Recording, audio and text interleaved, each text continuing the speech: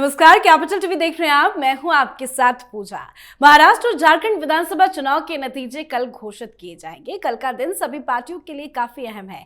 सुबह 8 बजे से वोटों की गिनती शुरू होगी। सबसे पहले बैलेट पेपर के वोट गिने जाएंगे, इसके बाद ईवीएम के वोटों की गिनती होगी। दोनों राज्यों में किसकी सरकार बनेगी, इसको लेकर सभी की निगाहें टिकी हुई है। कल उपचुनाव के भी नतीजे आएंगे, तो अभी से ही हर किसी की धड़कनें भी बढ़ी हुई है। नतीजों को लेकर हर किसी के अलग अलग अपने अपने दावे भी हैं। वैसे नतीजों में किस पार्टी को जीत मिलेगी और किसकी सरकार बनेगी, ये तो कल ही पता चलेगा। पर एग्जिट पोल की माने तो जीत तो बीजेपी के खाते में जाने वाली है। झारखंड में बीजेपी सरकार बना सकती है, महाराष्ट्र में महायुति पर ही जनता को भरोसा है। तो कल आखिर क्या होगा?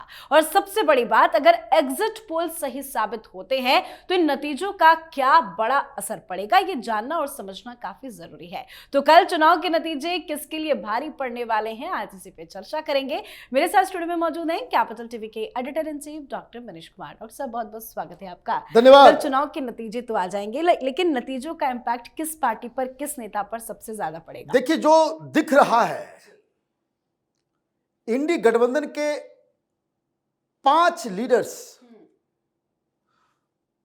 उनके लिए ये करो या मरो की स्थिति है।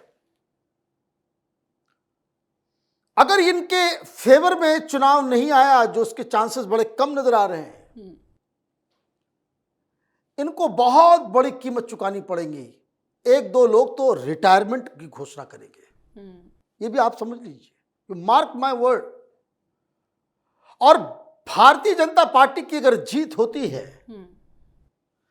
अमित शाह, उनका कद, उनका जो लोकसभा चुनाव में सीटें कम आई, तो लोगों ने ये अज्यूम कर लिया कि वो कमजोर पड़ गए, वो चाणक्य नहीं रहे। ये दोनों चुनाव जीतते ही अमित शाह वापस अपने पुरानी ग्लोरी में आ जाएंगे। और सीएम योगी आदित्यनाथ तो पोस्टर बॉय बन गए हैं। सीएम योगी आदित्यनाथ कि जो जय जयकार होने वाली है इस चुनाव के नतीजों के बाद, कि उनका दिया हुआ ये जो नारा, भारतीय जनता पार्टी को एक नारे ने यहां तक पहुंचाया, वो नारा था जय श्री राम। और ये जो योगी आदित्यनाथ का ये जो नारा है, बटोगे तो कटोगे, ये अगले 10 साल तक भारतीय जनता पार्टी के लिए एक अमृत बनकर के आया है। हारे हुए चुनाव को ये जितवाने की कैपेसिटी रखता है और पूरे देश में हिंदू समाज को इकट्ठा करने की कैपेसिटी रखता है। और ये कई लेवल पे ये वर्क करता है। ये बटोगे तो कटोगे, जैसे हरियाणा, ये सिर्फ इसका मतलब ये नहीं कि इस स्लोगन को मुसलमानों के हिसाब से देखा जाए। हर व्यक्ति इस नारे का अपने हिसाब से मतलब लगाता है। हरियाणा वालों ने समझ लिया कि भाई बटोगे तो कटोगे का मतलब यह है कि सारे ओबीसीज, नॉन जाट जितने भी कास्ट थे, उनको समझ में आया कि अगर बट गए तो जाट काटेंगे। This is how it is playing.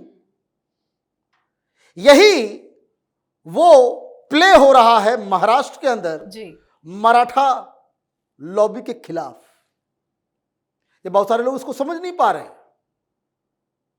दूसरी चीज, झारखंड में ये मुसलमानों के खिलाफ ये इस्तेमाल हो रहा है। तो ये एक ऐसा नारा दे दिया गया है कि जिसको जहां भी चाहो फिट कर लो, और इसका पॉलिटिकल डिविडेंड जो है वो बहुत तगड़ा है। तो खैर, ये अगर होता है तो, लेकिन यहां आज की स्टोरी उन 5 इंडी गठबंधन के नेताओं की स्टोरी है कि जिनका सब कुछ स्टेक पे लगा हुआ है। वो 5 लोग कौन हैं? राहुल गांधी, अखिलेश यादव, हेमंत सोरेन, उद्धव ठाकरे और शरद पवार। तो जिस सीक्वेंस में मैं बोला हूं, ठीक उल्टा चलते हैं। शरद पवार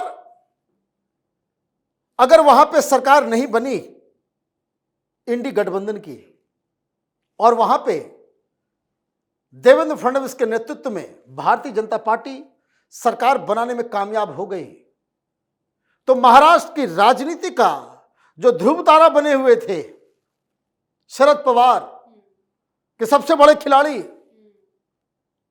बिना उनके लोग कहते थे, जोक करते थे कि सरकार महाराष्ट्र में किसकी बनेगी, तो बोले सरकार किसी की भी बने, सरकार तो शरद पवार की ही बनती है, बीजेपी की बन जाए, इधर बन जाए, उधर बन जाए, जो भी हो जाए, लेकिन इस चुनाव में अगर वो हारते हैं मतलब सबसे खराब प्रदर्शन की उम्मीद शरद पवार की पार्टी से है। और अगर इस चुनाव में अजीत पवार की सीटें शरद पवार की सीटों से ज्यादा, जिसके तो आसार कम हैं, लेकिन जहां 1 to 1 लड़ाई लड़ी है इन लोगों ने, वैसी स्थिति में शरद पवार पहले ही कह चुके हैं कि मेरा आखिरी था, अब हम समाज सेवा करेंगे, राजनीति से दूर जाएंगे। तो आप एक रिटायरमेंट प्लान आप देख सकते हैं, और ऐसी भी उम्मीद दिख रही है कि फिर उसी फॉर्मूले के ऊपर कि एनसीपी फिर से एक हो जाए, क्योंकि ये सब परिवार के लोग नाटक करते रहते हैं, बाहर चुपके चुपके मिलते हैं, चुपके मिलते हैं, ये सब पारिवारिक पार्टियों के साथ ये सब दिक्कत है।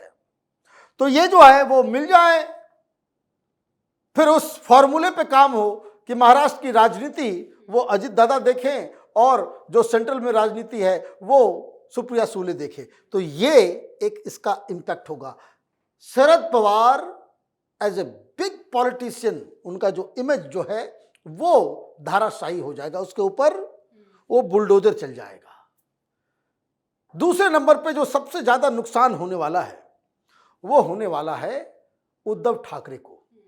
उद्धव ठाकरे के लिए ये करो या मरो की स्थिति इसलिए है क्योंकि उनको किसी भी कीमत पे शिंदे से ज्यादा सीटें लानी होगी, और जहां जहां सीधी सीधी टक्कर है वहां अगर शिंदे जीत जाते हैं, अगर वहां शिंदे की सीटें ज्यादा आती हैं, उद्धव ठाकरे भी कहेंगे कि अब मेरा टाइम हो गया, अब बेटे को हम आगे करते हैं, बिकॉज फिर वो ना बन पाएंगे मुख्यमंत्री, क्योंकि इसका भी असर आप देखिए ना, पावर के आप बाहर गए, जो शिवसैनिक जीत के आएंगे वो भी शिंदे के राजनीति में कोई किसी का नहीं होता, जिधर सत्ता है, जिधर पावर है, भीड़ उधर ही चली जाती है।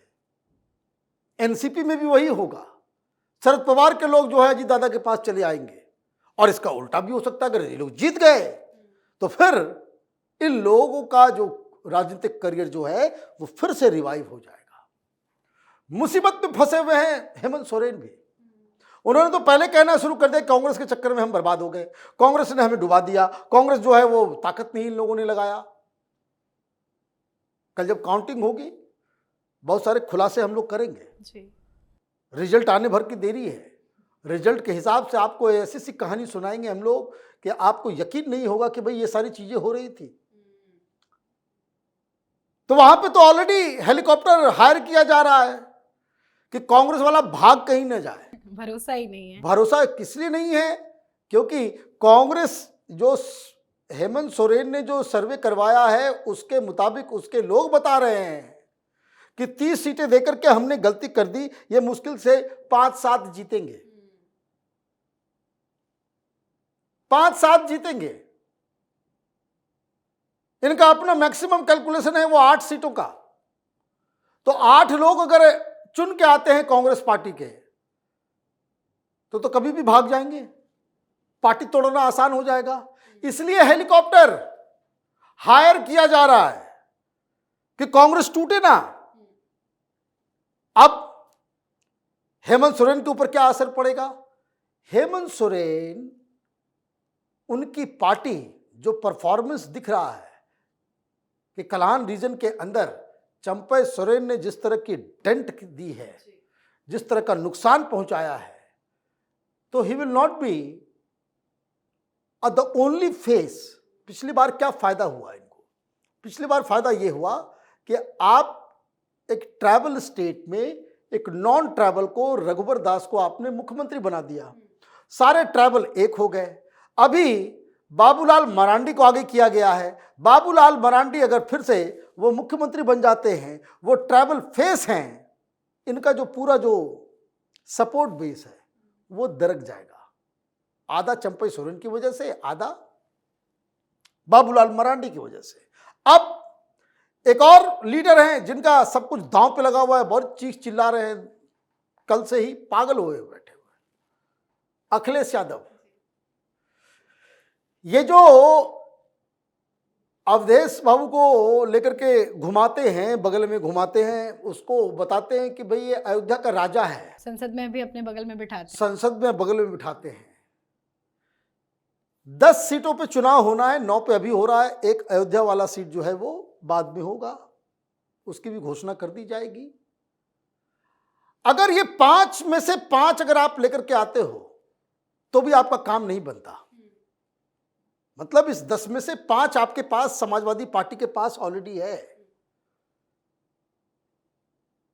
तो अगर आपकी ताकत बढ़ी है, पीडीए काम कर रहा है, योगी आदित्यनाथ के प्रति लोगों का रुझान कम हो गया है, तो 5 से ज्यादा सीटें आनी चाहिए। लेकिन एक भी कम हो गया तो अगर समाजवादी पार्टी लूज कर जाती है, ज्यादा सीटें भारतीय जनता पार्टी को आ जाती है, समाजवादी पार्टी को कम, तो ये जो पूरा 2027 के चुनाव के लिए जो ये बवंडर क्रिएट कर रहे थे, उस गुब्बारे में जो है ना छेद हो जाएगा, पंचर हो जाएगा, और लिटरली कहिए तो साइकिल जो है वो पंचर हो जाएगा। तो ये एक बहुत बड़ी दिक्कत हो जाएगी फिर तो, क्योंकि अभी आप हारोगे, फिर अयोध्या में होगा, अयोध्या में तो फिर सारे लोग ताकत लगाएंगे, अयोध्या नाक का सवाल है, अयोध्या में अगर आप हार गए तो इसका मतलब ये हो जाएगा कि आप 2027 में एज ए चैलेंजर खड़ा नहीं हो पाएंगे। राहुल गांधी जो 5वां लीडर जिसको ये चुनाव बहुत कायदे से इंपैक्ट करने वाला है, राहुल गांधी पे इंपैक्ट ये होगा कि अभी तक जो आप कर रहे थे खटाखट, आप जो कह रहे थे कि हम ये फ्री वो फ्री, ये जो केजरीवाल स्टाइल ऑफ पॉलिटिक्स, और ये जो अडानी कास्ट सेंसस, जो तमाम मुद्दे उठाकर आप चुनाव लड़ रहे हो, जिसके साथ आपके तमाम सीनियर लीडर इत्तेफाक नहीं रखते। ये बात समझ लीजिए कि राहुल गांधी जो लाइन ले रहे हैं, जो आइडियोलॉजिकल लाइन ले रहे हैं, इससे कांग्रेस पार्टी के तमाम वरिष्ठ लीडर वो इत्तेफाक नहीं रखते, they do not agree with him. तो उनको रिथिंक करना पड़ेगा। राहुल गांधी बाय नेचर है जिद्दी, बड़ा ईगो है उनको। भाई ऑब्वियस सी बात है, ऐसे खानदान में कोई आदमी पैदा हो जाएगा, वो अपनी बात तो किसी भी तरीके से वो थोड़ी झुकेगा।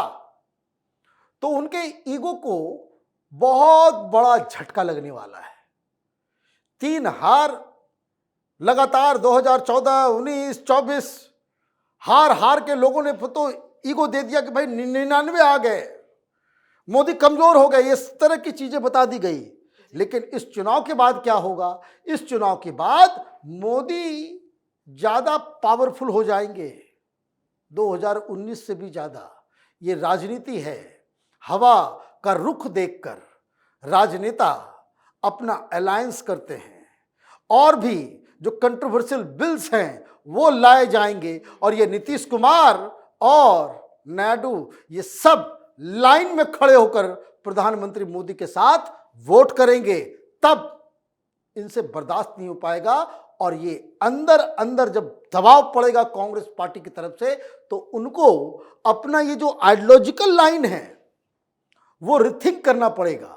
वैसे कोई भी अक्लमंद आदमी इस लाइन के ऊपर रिथिंक जरूर करेगा, कारण कि जिस चीज से आप लगातार चुनाव हारते चले जा रहे हो, जिससे जीत नहीं मिल रही है, उस आइडियोलॉजिकल पोजीशन या फिर उन मुद्दों को पकड़ के रखने से नुकसान ही नुकसान है, फायदा नहीं होगा। Rahul Gandhi will be rendered a Pappu again. बहुत बहुत धन्यवाद सर समझाने के लिए। धन्यवाद। तो महाराष्ट्र और झारखंड विधानसभा चुनाव में किस पार्टी को जीत मिलेगी और किसकी सरकार बनेगी ये तो कल ही पता चलेगा। झारखंड और महाराष्ट्र चुनाव की मतगणना कल होगी, इंतजार हमें भी है। कैपिटल टीवी पर भी आप चुनावी नतीजे देख सकते हैं। हम आपको सटीक नतीजा बताएंगे कि कौन जीतने जा रहा है बाजी, किसकी होगी हार, नतीजों की बड़ी अपडेट आपको देंगे। तो देखिएगा जरूर कैपिटल टीवी। आज के फिलहाल शो में इतना ही। देखते रहिए कैपिटल टीवी। नमस्कार।